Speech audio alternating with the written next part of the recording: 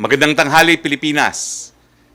Simulan po natin ang briefing ngayon sa pagre-report sa inyo sa nangyari kanina lamang po sa Clark. Kasama po ang inyong lingkod ay nag-send off tayo ng mahigit kumulang na 600 na mga OFWs na galing po sa UAE, sa Barbados at sa Vancouver. Sila po ngayon ay pauwi na sa kanilang mga probinsya. Libre po ang kanilang PCR testing, ang kanilang hotel stay habang nag-aantay ng kanilang resulta at ang kanilang pag-uwi sa kanilang mga probinsya. Meron pong mga magbubus at meron din pong lilipad galing po sa Clark International Airport papunta po ng Cebu. Maraming salamat nga pala po kay Secretary Vince Dizon at congratulations kay Secretary Bebot Bello. Natanggap po nila ang kanilang health certificate mula sa Bureau of Quarantine pero sila ay nakauwi na po. Pupunta naman po tayo sa sitwasyon ng COVID-19 sa ating bansa. Lumampas na po sa 22,000 or 22,474 ang kaso ng COVID-19 sa Pilipinas. Kinalulungkot naming ibalita na mahigit 1,000 na po, nasa 1,011 na ang nabawian ng buhay dahil sa virus na ito. Ngunit ang magandang balita po ay patuloy ang pagtaas ng bilang ng mga gumagaling. Meron na po tayong 4,637 recoveries. Gaya po ng sinabi ko, babantayan natin ang compensation ng ipinangako sa mga bayaning healthcare workers na nagkasakit o namatay sa laban kontra COVID-19. Itong mga benepisyo po ito ay nakasaad sa batas, sa Bayanihan We Heal as One Act. Makikita po natin sa infographic ang latest report. Sa mga namatayan, 26 out of 30 families na po ang nakatanggap ng kanilang kompensasyon na 1 million pesos. Ang 4 ay naghihintay ng special power of attorney, 2 rito ay nasa abroad, 2 po ay delisted. Hindi po sila eligible para mabigyan ng compensation. Sa mga nagkasakit naman po, na health worker, 17 sa 18 ay nakatanggap na po ng kanilang cheque. Ito po ay 100,000 para po sa mga seryosong nagkasakit dahil sa COVID-19. Meron pa pong isa for pick-up. Hayaan niyo po, babantayan pa rin po natin ito. The President gave them until today to completely deliver the benefits accorded to our frontliners. Balitang IATF naman po tayo. Nagpulong po ang mga miyembro ng IATF kahapon at naaprubahan ang mga sumusunod. Una, ang rekomendasyon ng Department of Agriculture na magpapalakas sa papel ng Local Price Coordinating Council sa pag-adapt ng whole-of-nation approach sa price monitoring, price enforcement at price adjudication. Pangalawa, inaprubahan din po ang rekomendasyon ng Department of Science and Technology na isama ang Sinovac Biotech Limited sa potential collaborators ng Pilipinas sa COVID-19 vaccine development and clinical trials. Ganon din ang Philippine Board of Investment na magiging parte ng IATF Subtechnical Working Group on Vaccine Development. Nung pagpupulong kahapon, hindi pa rin po pinayagan ang horse racing. Ang sabong pinagbabawal pa rin po. At bagamat nagbigay po ng approval ang IATF para magkaroon ng selebrasyon sa June 12, ito po ay limitado sa 10 tao lamang. Okay, dito po nagtatapos ang ating presentasyon. Meron po tayong importanteng balita ngayon. Walang iba po kung hindi ang kalihim ng Department of Trade and Industry. So yung mga tanong nyo, ano ba talaga ang rules sa mga rent habang merong ECQ at MGCQ, maitatanong nyo na ngayon yan. Ladies and gentlemen, my pleasure to introduce DTI Secretary Mon Lopez. Sec, the floor is yours. Salamat, Secretary Harry. Magandang araw po sa inyong lahat, mga kababayan. From the Department of Trade and Industry, kami po ay nagre-report sa inyo po ngayon para ibigay po sa inyo yung mga latest po pagdating po dito sa mga businesses or sectors na pinapayagan na pong mag-operate.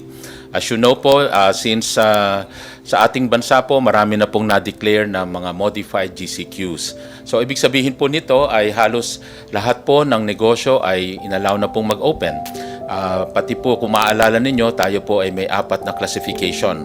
Category 1, 2, 3, 4. At yung Category 4, ang naiwan po yun na may mga bawal pang mag-operate under GCQ. Subalit, under Modified GCQ, ito pong mga nasa Category 4 ay binubuksan na po at 50% operating capacity. So, example po dito ay yung mga gyms and fitness studios and sports facilities. Under GCQ po, ang ating po mga sports facilities, mga gyms, allowed po pag ito po ay mga outdoor activities, outdoor sports. Ito po yung na-report na po ni Secretary Harry mga last week. Pero under modified GCQs, outdoor and indoor sports facilities will now be allowed to operate. So, ibig sabihin po, yung mga sports activities na indoor, as long as non-contact, ay magiging papayagan na po at i-allow na po ngayon pong under MGCQ dun po sa mga over 60 provinces and cities na under modified GCQs. Of course, tayo po ay umaasa na very soon ang Metro Manila at ang ibang mga lugar ay magkakaroon na rin ng mas magandang quarantine classification tulad ng modified GCQ. Ang iba pa pong sarado under GCQ ay bubuksan din under modified GCQ. Ito po yung entertainment industries tulad po ng mga cinemas, theaters, mga karaoke bars, etc. Next chart please. Yung iba po ay mga kids amusement, archives, museums, travel agencies, other personal care services, pet grooming, internet and computer shops, at yung mga iba pang mga education support establishments. So ito po yung mga sarado under GCQ, subalit i-allow na pong magbukas under the modified GCQ. So doon po sa area ng modified GCQ, pwede na rin po ito, mga activities na to at 50% operating capacity. Next chart po. Ito po siguro ay tungkol po dito sa polisiya natin sa rent.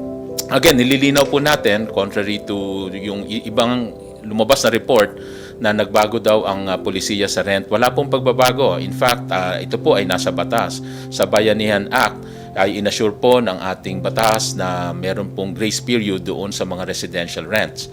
At ito po ay covering, ang nilinaw po sa latest memorandum circular ng DTI, this covers ECQ, pati po modified ECQ and GCQ, General Community Quarantine. Ganon din po sa pagdating po sa commercial rents ng mga micro SMEs not permitted to operate during the community quarantine. Or ibig sabihin sila po ay na-compel magsara. Ibig sabihin hindi sila inallow mag-operate. So sila rin po would enjoy the grace period of 30 days for these micro SMEs not permitted to operate during the 3 community quarantine period. So from ECQ hanggang GCQ. Now, pag na-lift na po ang GCQ, doon na po magsisimula ang pagbilang po ng 30 days at yung unang due date after the 30-day grace period ang magiging panimulang pambayad o magbabayad yung tenant. Isa rin pong naging rule natin at pinapanatili po ito, yung na-accumulate na rents during the community quarantine, ito po ay isang lump na hindi babayaran ng isang bagsakan lang. Ang ginawa po natin para magaan ay di-divide by 6. In other words, 6 na hulugan on the months after the lifting of after the grace period, after the lifting of the community quarantine. Isa rin pong pinalabas natin, part of yung bagong memorandum circular, ay yung pag-engganyo or to enjoin yung mga lessors. Dahil ina-expect po natin na hindi pa malakas ang balik ng mga consumers at ang market.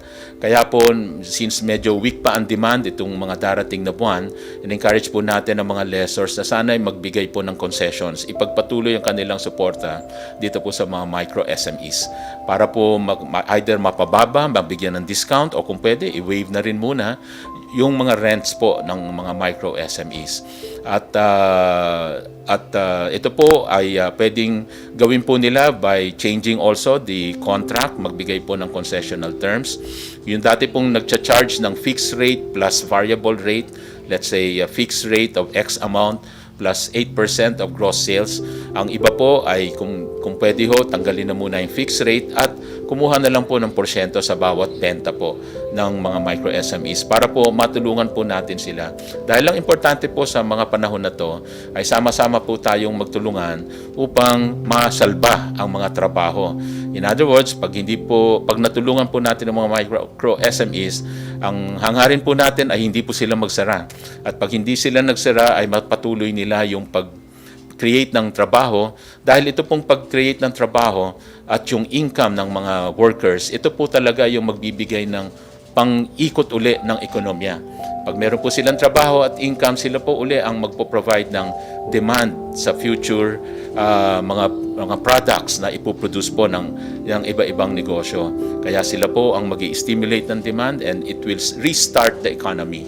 Kaya importante pong mapanatiling buhay po ang mga maliliit na negosyo dahil they account for 70% ng employment. Kaya po, kailangan pong matulungan sila at masiguradong nandyan ang trabaho at income para makabalik ang ating ekonomiya. Parati natin po sinasabi na tayo naman po ay bullish naman in the medium term sa pagbalik ng ekonomiya dahil we were there. We were growing by 6%. In fact, the last quarter of last year, we were growing 6.2% at tayo po yung second fastest growing economy sa region na to. At nakikita po natin na sa todong suporta at pagsasama-sama ng lahat ng sektor, makakabalik po tayo sa ganong kalakas at if not, ay mas malakas pa na growth rate moving forward. Hopefully, we can even see a 9% growth rate by 2021 pag tayo po ay nakarecover na sa pandemic na ito. So, maraming salamat to. Maraming salamat, Kalihim Lopez. Tignan nyo naman po, hindi lang magaling, pero ang boses pa niya pang broadcaster. Now, first question, Joyce Balancho, DZMM. Yes, good afternoon, Secretary. Follow-up lang po dun sa presentation nyo on death claims and health claims ng ating affected health workers of COVID-19. Mukha po bang matatapos within the day? Kasi ngayon nga po ang deadline ni Pangulong Duterte. And again, ano yung pwedeng kaharapin ng DOH officials if in case hindi nila mahabol yung deadline today? Well, the President issued a deadline and so far, wala naman pong departamento na hindi po na gagawa yung dapat gawin within the deadline. Ang last deadline po that the President issued was the repatriation of our OFWs. They were given a week. At ito naman pong distribution of claims, they were given until end of the day. Let's just say that I'm hoping that DOH officials can actually fulfill what the President wants them to do. Opo, Secretary, nabanggit niyo po kahapon na you will check with the President to sa magiging schedule po niya this week. Kahapon po nasa Davao City pa rin po si Pangulong Duterte. Sure na po ba na sa Davao City din po gagawin itong IATF meeting with regard to the post-June 15 community quarantine scenario at mananatili po ba siya sa Davao until Independence Day sa Friday? I can confirm that the next meeting with the President on Thursday will be in Davao. Opo. And Independence Day rights, doon din po ba si Pangulong Duterte? We're checking po kasi binigyan po ng permiso ng IATF na magkaroon ng celebration sa Luneta but limited to 10 people only. So we'll have to check on that. Yusek Roque. Responding to Congress...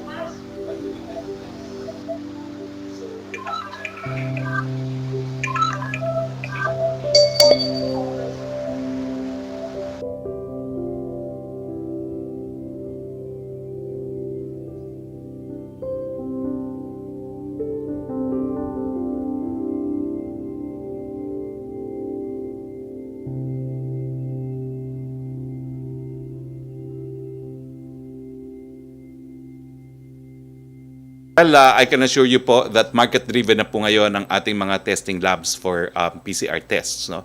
We now have 54 labs with a combined capacity of 41,990.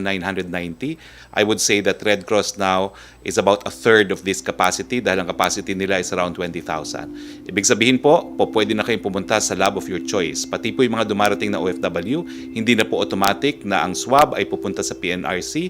You can choose now your lab. So we have allowed the free market to operate in PCR testing.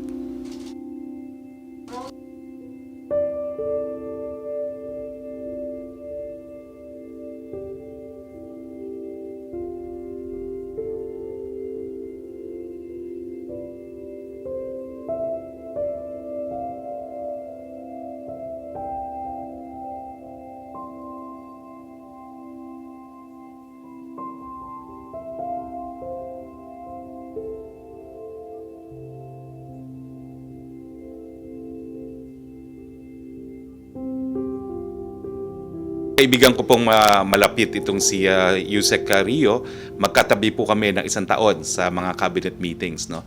At nung inanunsyo ko na tinanggap na po ng presidente ang kanyang resignation, tinawagan ko po siya at wala naman po siyang nabanggit na kahit anong sama ng loob. No? So medyo nasurpresa rin po ako sa kanyang declaration dahil I distinctly remember nang sabi niya talagang gusto na rin niya magpahinga.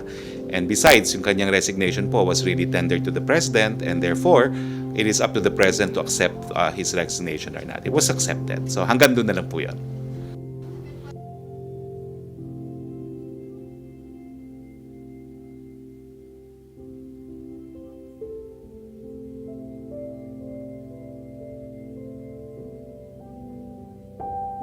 Well, meron pong sapat na safeguards, no? Dahil pati yung ating cyber libel law will be the ultimate protection for the people. So kapag ginamit po yan for espionage, po pwede po yung maging basihan for criminal prosecution. And please, si Trish Tirada. Good afternoon, Secretary. So my first 2 questions are for you and the last one, a very brief one lang for Secretary Mon Lopez. Yes, so sir, please. let me start, sir. Yesterday, there were DOH reported that there are more than 300 fresh cases of COVID-19. And sir, napag-usapan po ba ito sa IATF meeting? And na-discuss din po ba yung likelihood of easing further easing the restrictions come June 15 or possible na pagbalik sa ECQ if the cases continue to increase po? As I said po, no, lahat ng decision ng IATF, whether or not to graduate to the next regime, in the case of Metro Manila, to MGCQ, is always dependent on data. Tinitignan po natin ang case doubling rate, tinitignan po natin ang critical care capacity. Kapag ganyan pong tumataas, well, siyempre po, may posibilidad na hindi po tayo mag-graduate to the next phase, no? So I have said yesterday that we have to look at the data of Metro Manila and Cebu City very carefully, and bukas po ang pagpupulong ng IATF on what will happen on June 16. If the trend continues, either magpapatuloy po siguro ang GCQ or baka babalik sa modified ECQ. No? Ganun lang po yun, because all classifications are flexible depending on the data. Okay. Secretary, there was a report over the weekend about some mothers in Taguig complaining about how the police treated them. Very briefly, no, yung scenario was something like the mothers were out in the park with their children to get some fresh air for a quick walk. And then, nilapitan po ng police, based on the story, parang sinigawan sila. And they didn't like the treatment. Sir, does Malacañang have any reminder to the police, especially in enforcing laws, on how they should be? Okay, nawala ka, Trish, no? Pero kumbaga, sir, kung paano nila dapat tinatrato yung mga tao? well, alam mo tayo, we are a government of laws po. Kinakailangan sundin ng batas. At ang mga kapulisan po, sako po sila ng tinatawag nating Code of Conduct, yung salonga law na tinatawag, na kinakailangan tratuhin nila na may respeto ang lahat. No? So kung meron pong mga reklamo, pwede po kayo magsampa ng reklamo either sa PNP mismo, sa IAS ng PNP, o di naman kaya sa pleb ng lokal na pamahalaan. Alam ko po, hindi ko konsintihin yan ni Mayor Cayetano kung makakarating sa kanyang atensyon. Secretary, thank you. May go to Secretary Lopez po. Yes, please. Secmon, I remember the President warned everyone against buying masks online. So do we have reports na yung mga ito pong binibentang masks online, are they fake? And what are the, kumbaga nakikita natin, sir, common modus operandi nitong kumbaga mga nanloloko po about the face masks? And reminder probably to the public, sir, about it. Well, yes. Una-una, yung mga nahulihan ay maraming cases yung profiteering. At yung iba naman po ay yung actually more of a scam. After maghulog or magbayad ng mga buyers ay wala pong dineliver ng mga produkto. So lahat po ito ay na-attendan ng mga taga-DTI, kasama po ang composite team natin, composed of the PNP, CIDG, pati po ang NBI. Kaya po marami po tayong mga naaresto na, kulang sa 500 na ang mga naaresto sa sari-saring mga kaso, both online at saka pati po sa brick and mortar, yung regular na tindahan, sa mga kaso po ng profiteering and hoarding. Ito po ay naging malaganap lalo na po nung mga kasagsagan ng ating pong lockdown. Pero masabi po natin na ang supply po ngayon ay gumanda-ganda na. In fact, gumanda na rin ang presyo ng mga mask at ang availability po nito sa mga drugstore, even sa 7-Eleven or mga iba pang tindahan ay available na rin. At in fact, nilakihan po natin yung allowable. Dati 5 pieces maximum, ngayon 10 pieces na dahil confident tayo sa dami naman po ng supply ng mask. Okay. Yes. Thank you, sir. Thank you Yusek po. Roque, thank you. Trish?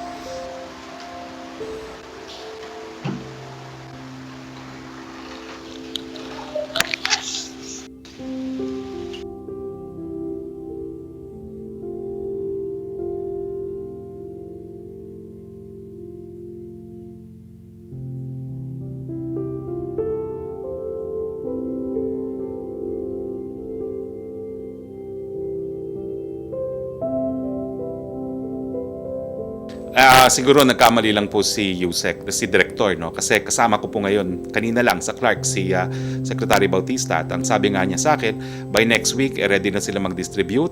It will take them 2 days to distribute electronically and the rest with the assistance of the armed forces. So tuloy na tuloy po yan.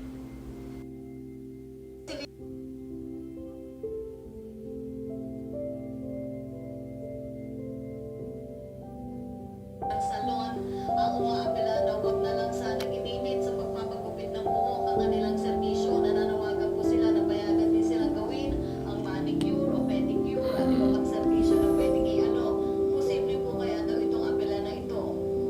Sa atin pong pakikipag-usap in the IATF, yan din po ay napag-usapan. Subalit, in the spirit of keeping yung safety ng ating mga kababayan, napag-isipan po na talagang para safe ho ay dun muna tayo sa mga basic services like haircuts.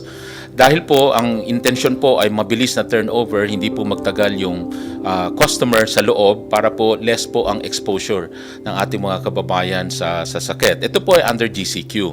At again, dun sa mga areas ng modified GCQ at 50% operating capacity, all services naman po ay available. Again, provided yung strict minimum health protocol standard will be followed.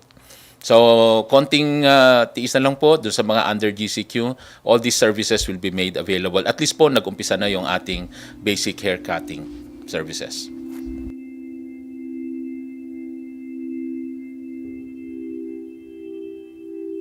Ay mas maganda na po dahil in fact when we do our rounds ng mga checks sa mga especially dito po sa mga food manufacturing, ang ating pong inventaryo ay mas lumakas, ay mga nasa 2 weeks na, pati ang raw material over 1 month.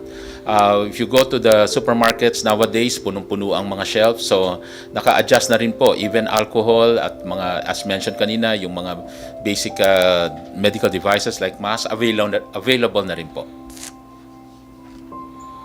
Joseph Morong, GMA. Joseph? Kung wala pa si Joseph, si Yusek Roque. Hello? Ayun na pala. Hi, Ayun. sir. Yes. Yeah, sorry, naka-mute ako. Good morning, Secretary Roque. Secretary Mon, how are you doing? Good morning. Sir, Secretary Roque, first, so yun lang pong sa DOH, no, remember when the President had a public address, sabi niya may mga tao siya na ili-let go that were responsible for the delay in the compensation. Do we have an update on who these people are and what actions has the President taken? Wala pa po kasi they have until today also to completely distribute the benefits to the frontliners. Okay. So yun lang pong sa anti-terror bill. Natanggap na po ba ni Pangulong Duterte yung enrolled copy? And then related question would be, sir, may plano yung mga nag-oppose doon sa anti-terror bill na magkaroon ng manyanita. The manyanita is very similar, no, to what the General Sin has said. So this should be allowed, correct? Unang-una, hindi pa po namin natatanggap. As of a few minutes before the press briefing, chinek po namin sa opisina ni Executive Secretary kung nakarating na, hindi pa po. Agad na aking sinabi dati, no, yan naman po ay dadaan sa proseso, pag-aaralan mabuti ang mga probisyon, at kung meron po mga probisyon na unconstitutional, then i-advise si Presidente kung i-veto o hindi. Pangalawa po, hindi ko po alam kung ano yung sinasabi niyong manyanita, pero bawal pa po ang pagtitipon ng mahigit 10 tao. Yun lang po. Okay. Can I go to Secretary Mon, please? Yes, please. Yes, please. Hi sir, how are you? Yeah. Sir, yun lang pong sa pagpapayag natin ng 50% dun sa mga live theater venues, no? Ang tinamaan po talaga niyan yung mga live performers natin, no? Yung mga singers, dancers, and mga actors. Now, if you are going to allow 50% of the operations of this live event venues, does that mean that all these people can also return slowly or to their jobs because they have to practice and all that? Yes, of course, kung ma-allow na ito, definitely yung dating ginagawa nila ng mga live performances ay mababalik na. Yun nga lang po ay may limitation pa dahil it is still a community quarantine, although it will be called modified GCQ. Kaya may limitation pa tayo ng 50%. But after that, kung tayo ay mag-graduate na to the new normal, ibig sabihin after the modified GCQ, then doon naman po makikita na yung 100% capacity na i-allow po during that time. Segmon, yun pong pag-shift natin from MACQ to GCQ, and then now, did you notice an increase in the number of cases because we loosen up the restrictions? And then, based on that, are we confident that Metro Manila can shift from GCQ to MGCQ given what had happened from MECQ to GCQ? Yung numero po, at least yung huli kong nakita, nung pinakita sa amin yung mga average, I think ito po ay napakita rin sa public, yung moving 7-day average ay for the first time nakita natin na nag 1.6. Ito po ay nanggaling sa something like 25 deaths. Talking about the number of deaths per day. So nakita naman natin na the moving from MECQ to GCQ ay hindi naman po lumala. Even po yung mga positivity rate, yun naman po yung naalala ko na ang numero po ay hindi naman nag-worsen. Importante po kasi sa pagbabalik ay yung pagsunod dito sa health protocol. Dahil po as long as masunod ito, sigurado pong malilimitahan yung mga transmission na ating inaalala. So yun po ang matindi nating ipapakomply sa mga negosyo, lahat ng klaseng negosyo na nagbalikan na. And again, under GCQ, practically almost all, about 94% of businesses are essentially back. Of course, some of those are in 50% operating capacity, but almost all sectors are back already. Thank you, Joseph. Kaya Thank natin, you, sir, Sec. mag-GCQ. Yusek Rocky. Secretary, yung unang tanong ni Francis Wakefield of Daily Tribune, na tanong na po ni Joyce Balancho kanina. Yung second question niya, follow-up na lang po dun sa meeting sa IATF, kung ina-expect daw po na i-present nila yung recommendation kay Pangulong Duterte kung magiging MGCQ na ang Metro Manila after June 15. Already answered po, sa Davao po ang susunod na meeting on Thursday. Vance Fernandez po, sa panukalang terrorism bill, don't you think that there will be an abuse daw po sa police power? Kasi instead daw po of a solution, innocent people might be classified as terrorists and the effect is to declare martial law. Any reaction daw po dito? Well, there are safeguards po, no? Una-una, kailangan po ng judicial declaration to become classified as a terrorist group, no? Hindi po 'yan ehekutibo lamang. Kinakailangan ehekutibo at ang hudikatura ay magkasundo na isang grupo nga ay isang terorista, no? Pangalawa po, meron din pong punishment, no, hanggang 10 taong pagkakakulong sa mga alagad ng batas na pagsasamantalahan po ang batas. From Angel Roque ng DCXL, malas reaction regarding daw po sa pagkasawi ng isang PNP doctor matapos sa umano itong aksidente makalanghap ng disinfectant sa Philippine Sports Arena na una nang kinumpert as quarantine facility for COVID-19 patients. Maliban sa nasawing police officer, may dalawa pa daw pong police officers ang dinala sa PNP General Hospital matapos din silang sumailalim sa decontamination. Ano po ba ang gamit daw na disinfectant sa mga quarantine facilities at kung pumasa daw po ito sa standards ng DOH o masyadong matapang yung gamot kaya nagresulta sa pagkasawi ng naturang police doctor? Well, nakikiramay po kami sa pamilya ng police doctor. Itong bagay po ay inimbestigahan ng mabuti po ng ating kinakaukulan. Kasama na rin po ang Department of Health. Maricel Halili, TV5. Hi sir, magandang hapon po. Sir, I Afternoon. understand Cebu has a pending appeal para ilagay sila under MGCQ by Friday. What happened to this appeal, sir? And are there other areas or local government na meron pa rin pong pending appeal? What does the government or the IATF plan to do about this? O isang decision na lang po siya after June 15? I'll bring this up tomorrow in the IATF meeting, and perhaps si Sec Lopez can second it too, just to find out if there was really an appeal received. Kasi yung meeting sa Monday, hindi naman po report ng Secretariat may ganyang appeal. Bagamat yung governor po ng probinsya ng Cebu ay binigyan po ako ng kopya ng kanilang appeal. No? So we'll bring it up tomorrow in the IATF. Having said that, bukas din po pag-aagrihan ng IATF kung ano mangyayari sa June 16. Sir, on other issue, dun lang po sa report ni Presidente sa Senate, sa Congress, merong about 1,900 cases of violence against women and about 1,700 naman yung violence against children. Now that we started to relax the community quarantine, do you also expect the trend on this violence to slow down? Well, sana po, no? Dahil nakakalungkot po yan na habang tayo nasa quarantine, sama-sama mga pamilya, ngayon pa po tumaas yung bilang. No? Pero yung mga naging biktima po, meron pong hotline, ang ating DSWD, PNP at NBI. I-report po nyo yan para naman na maimbestigahan at maparusahan yung gumagawa ng ganitong abuso. Sir, for Secretary Lopez po, Go ahead. Secmon, Yes.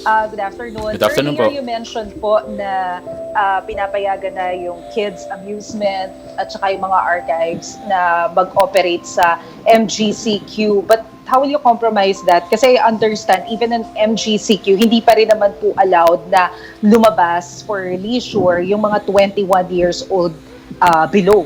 And meron din pong panukala si Representative Tadura na sana mapayagan na rin yung mga kids to go out for exercise kasi baka naman mag-cause ng, kumbaga, irritation kapag 3 months na kasi sila na nakakulong sa bahay. Under the omnibus guidelines po, under modified GCQ, yes, as much as possible, stay at home po yung mga naturang mga edad, yung 21 and below and senior. Subalit, may mga exception po. At isa po sa exception under modified GCQ, ma-allow na po silang to exercise those activities, to do those activities na ina-allow naman po under MGCQ. So, ibig sabihin, ay mapapayagan din po sila na mag-exercise sa labas at gawin yung mga sports activities na kailangan nilang gawin or bumisita dun sa mga pwede nang bisitahin. So, yun po ay i-allow na po sa under the modified GCQ. Yusek Roque, Thank you, sir. thank you. Thank you.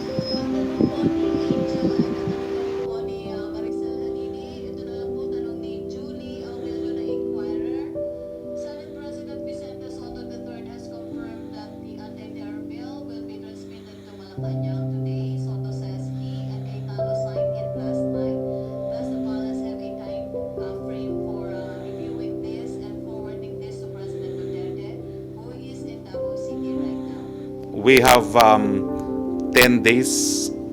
Well, you know, there's a period within which a bill becomes law if the president does not act on it. No, we have 30 days. I stand corrected. We have 30 days.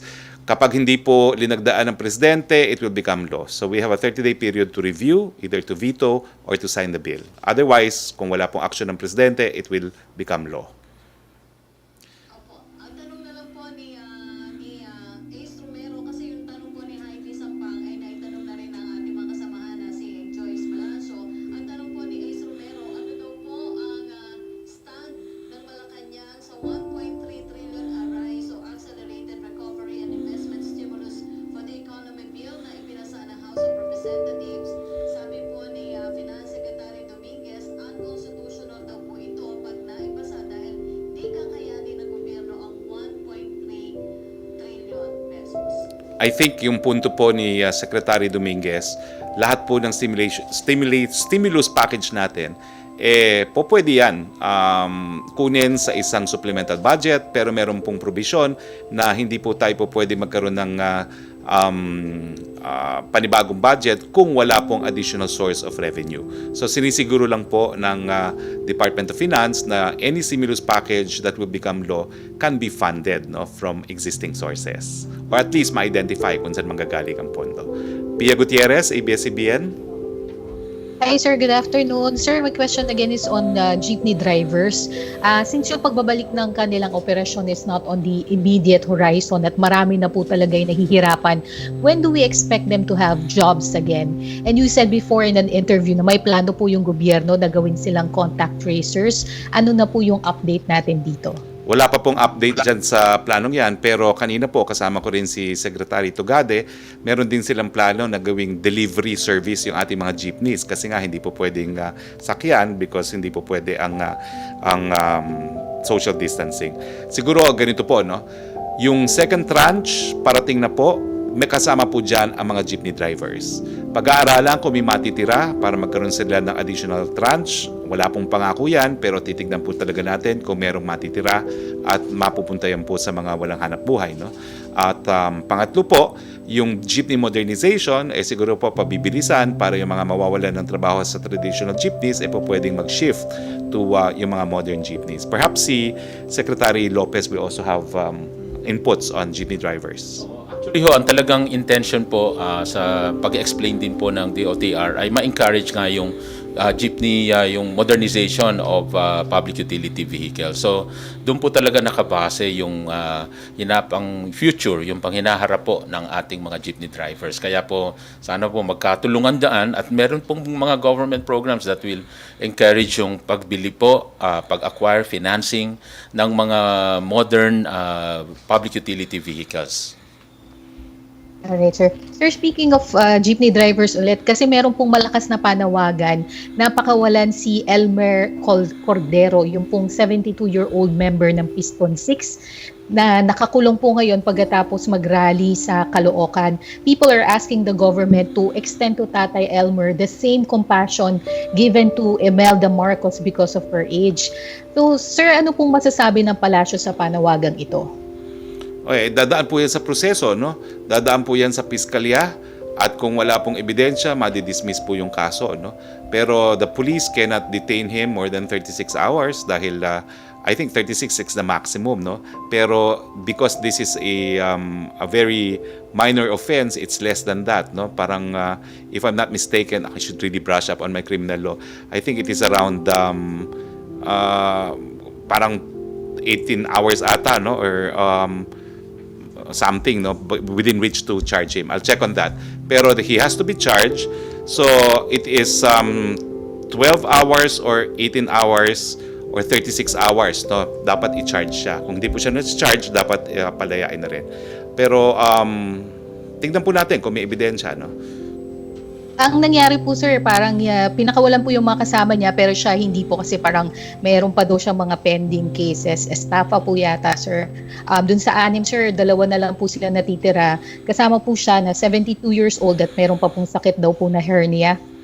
Titignan po natin yan, no? Kasi regardless of your age, kapag may pending case, kinakailangan harapin yung kaso. Magkakaroon lang po yan ng clemency if he's found guilty. So meron tayong provision that the court can recommend pardon, no? Or parole to senior citizens. Sir, last na lang po kay Secmon Lopez. Sir, may data na po ba tayo on the effect of the community quarantine on Philippine industries? Like kung ilan na po yung mga negosyo na nagsara na? And so far, sir, may nakita na po ba tayong effect ng implementation ng general community quarantine for these businesses to at least recover? Yung doon sa nagsara, base lamang sa isang survey na in-extrapolate. So, hindi rin masasabing reliable yung data. Pero hanggang maaari, tayo po ay kaya nga meron po tayong mga inilalatag na mga stimulus package para ho talagang mag-provide ng mga bridge loan facilities, working capital requirement for the working capital requirements ng mga negosyo na ito para po hindi magsara at mapanatili, masave yung mga trabaho. So yun pa rin po ang ating mindset sa ngayon, maiwasan tong pagsasara at pagkakaroon ng bankruptcy ng mga maraming kumpanya, lalo na po sa mga micro SMEs. So yun po, hanggang matapos po yung ating survey, doon lang tayo makakapagbigay ng report. Yusek Roque. Salamat. Thank you. Randy, ganito.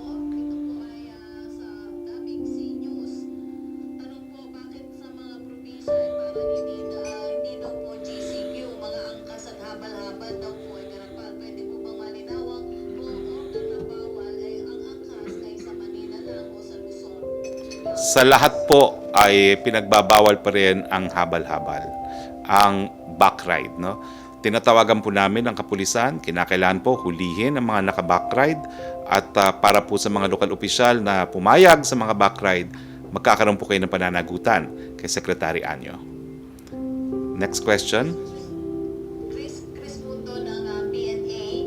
For Secretary Lopez, may update na po daw sa prospect investors natin or rapid test kit makers. Meron na bang investors in which medyo advanced na yung discussion with BOI?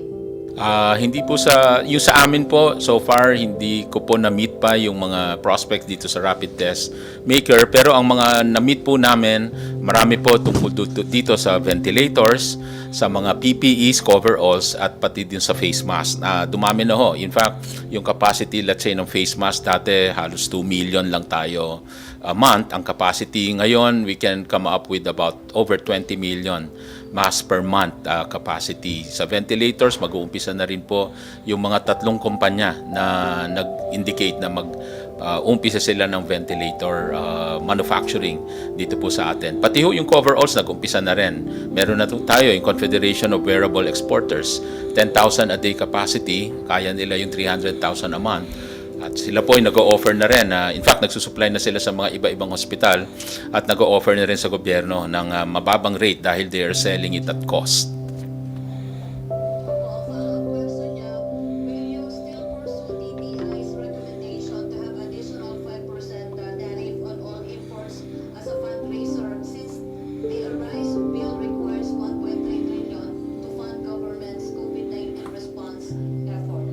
Bali ho, nung huling meeting po namin tungkol dyan ay isinatabi muna. Hindi po muna pinursu yun dahil we were told na meron pang mga ibang sources. So ngayon po ay hindi po naka-agenda yung panukala na yun, yung proposal na yun.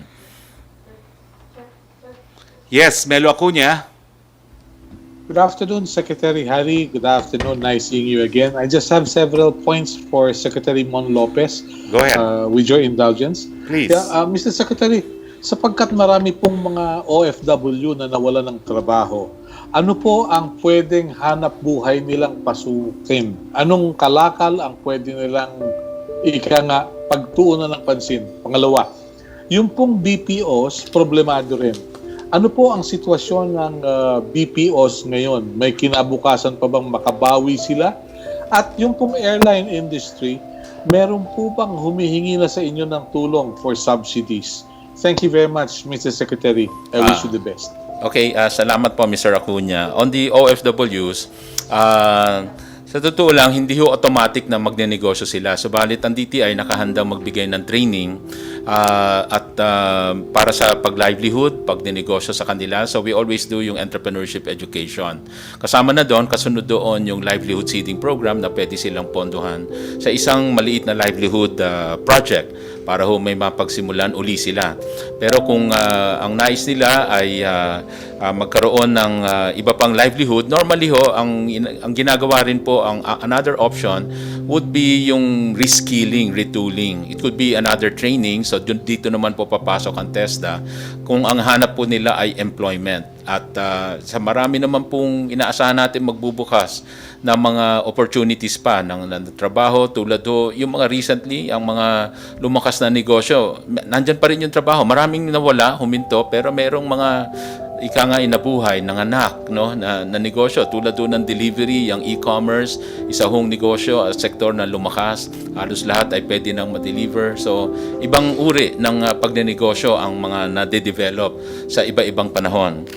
So at ang atin pong Small Business Corporation nagtabi rin po mula sa kanilang budget ng pampautang isang pondo para ho sa mga OFWs para meron din silang mapapahiram dito sa sektor na to.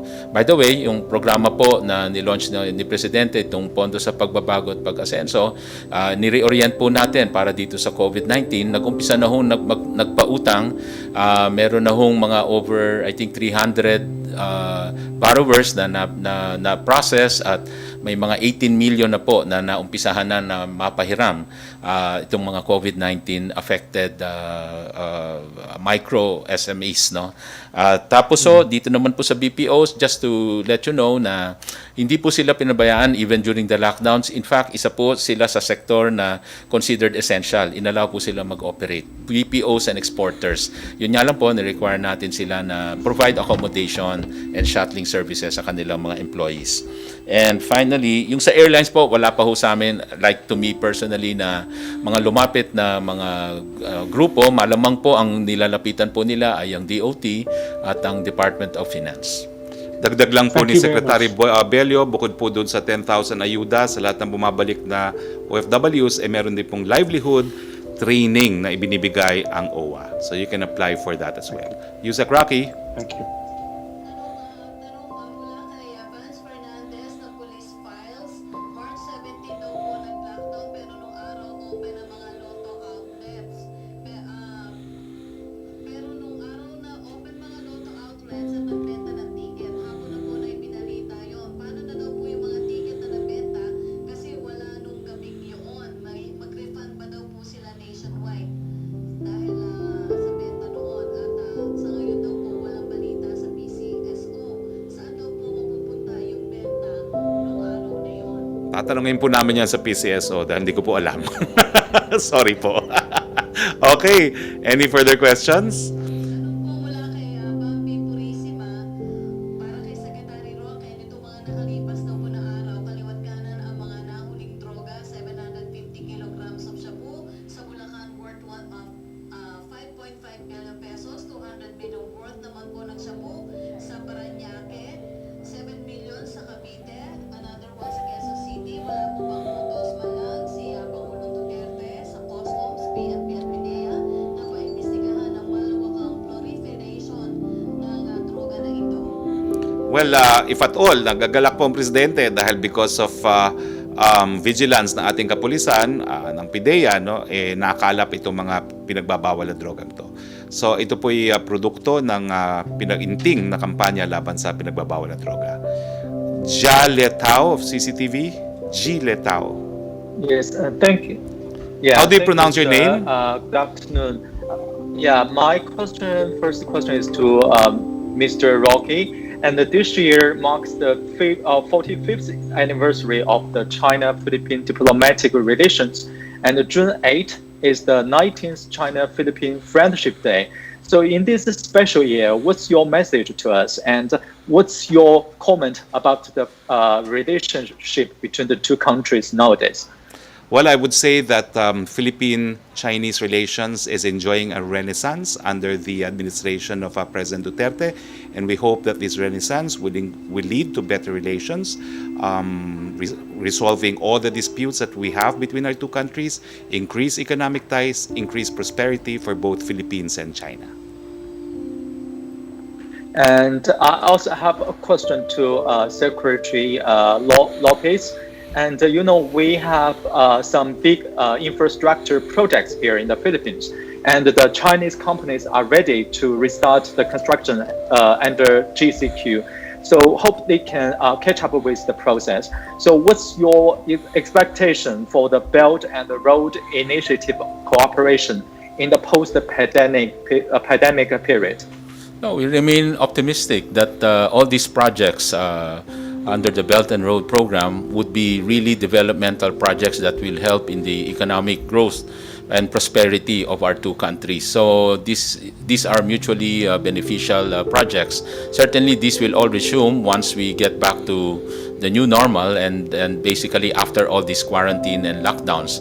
As you know, we have also given extra priority to these projects because they are labor-generating projects, the infrastructure projects. They were even allowed under the MECQ on a limited scale and more lenient on the GCQ where all construction projects are now allowed. So we expect all these projects to be pursued relentlessly.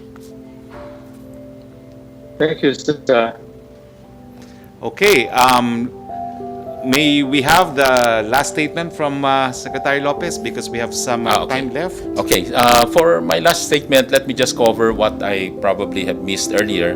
When it comes to rental, just a reminder that, of course, we're encouraging lessors to continue providing concessional support to the micro SMEs, and also provided in the memo circular, bawal po yung eviction, yung wag po natin paalisin. Yun din po yung pagkiusap ng ating Pangulo na wag naman po paalisin ang mga tenants na hindi nakabayad dahil po provided po sa batas yung pagbigay ng grace period. Pangalawa ho, kahapon ho, may narinig kami na balita na meron daw isang nahuli na isang nag-violate or maybe drug addict, no? Addict, hindi po sure, pero at meron na issuehan daw po ng DTI IATF ID. So pinatrace po namin, ito po yung ID na ni-report kahapon. At just to let you know na I think yung ID po niya, una-una ay fake, no? Fake ID. Kasi tinrace din namin yung pangalan, wala po sa database. Kasi po ang ID po na ini-issue ng DTI ay base po sa talaan or listahan na binigay din ng kumpanya na that these are their employees. Kaya po yun lang po ang ini-issue ng ID. So kung ito po ay hindi talagang empleyo ng isang kumpanya na inalaw ng DTI, ay ito po ay fake. At ito po kasi yung usual template. Malinaw po yung nasa ilalim. Ang nakasulat po sa amin, manufacturer dito, manufacturing, at may kulay green sa ilalim, ay sa amin po, dun lang sa letra ng manufacturing, nakasulat yung green.